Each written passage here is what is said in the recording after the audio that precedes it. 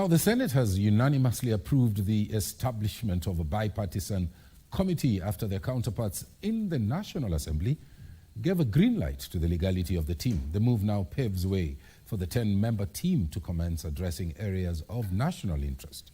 During the special sitting of the Senate held on Tuesday morning, senators in support of the motion said that the move was necessary for the stability of the nation.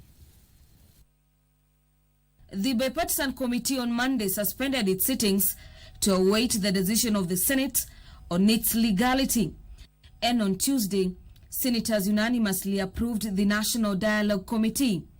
Mazungumzo haya ambao katika hii mswada huu ambao tumeleta ni kwamba tunasema ya kwamba mazungumzo haya yaweze kufanywa kwa njia ambayo yataweza kufaulu. I know the people who did the constitution did it very well, but there is one point that they left. The opposition leader office needs to be in place and put very well black and white so that everybody knows if he loses an election, he has an office that is going to be going and oversight the government that is for the day. During the special sitting of the Senate held on Tuesday, senators in their numbers okayed the motion and called for a speedy dispensation of matters before the committee. Na Mheshimiwa Spika, ukiwa na mambo ambayo ni ya vurugu, umwagikaji wa damu na uharibifu wa mali, unakuta kwamba kiongozi ambaye aliyechaguliwa hawezi kuchukua fursa ya kuongoza nchi kwa njia inayostahili. Mheshimiwa Spika, mimi naunga jambo hili mkono kama ndilo jambo ambalo litakalolete uwiano, jambo ambalo litakalolete amani katika jamhuri yetu ya Kenya ili wa Kenya waweze kufanyiwa kazi. While debating the motion, the senators highlighted the charged electoral cycles that often lead to protest as some of the areas that need prompt address. People should not be afraid of talking. In fact, the minute you stop talking, then bad things begin to happen.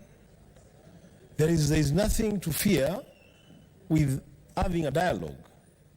And when there are disputes, whether those disputes arise from a contested election or they arise from issues of governance or cost of living, leaders have a duty of care to talk and find solutions to problems facing the people that they lead.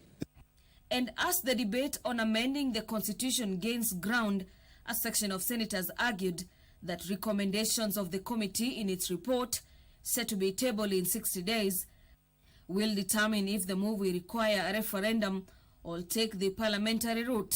We want to avoid what happened to BBI. Obviously, this is going the BBI way again, but we must make sure it is the people's-driven changes, but not executive or elected leaders only driven changes. Eventually it must go back to the people, and eventually most of the issues framed, some can be amended by parliament and others can only come through a referendum. Haya mazungumzo tunaomba yawe ni mazungumzo ambayo yataleta natija kwa nchi, na isiwe ni yale mazungumzo ambayo tutarudi kwenye ile BBI ambayo ilifanyika last time. Tunaona pengine mazungumzo kama haya yakienda kuwa BBI, sioni kama kutakuwa na natija yoyote, lakini tunaomba ni mazungumzo yao yataleta natija, yataponya nchi na yataleta umoja na nchi ipate kuendelea mbele. Meanwhile, the Senate has passed the Public Finance Management Amendment Bill 2023 with amendments. The bill allows the Cabinet Secretary to table to the bicameral Parliament a report on the status of debt and the borrowing undertaken by the national government, indicating the exceptional circumstances, if any. For Prime Edition, I'm Gladys Mungai.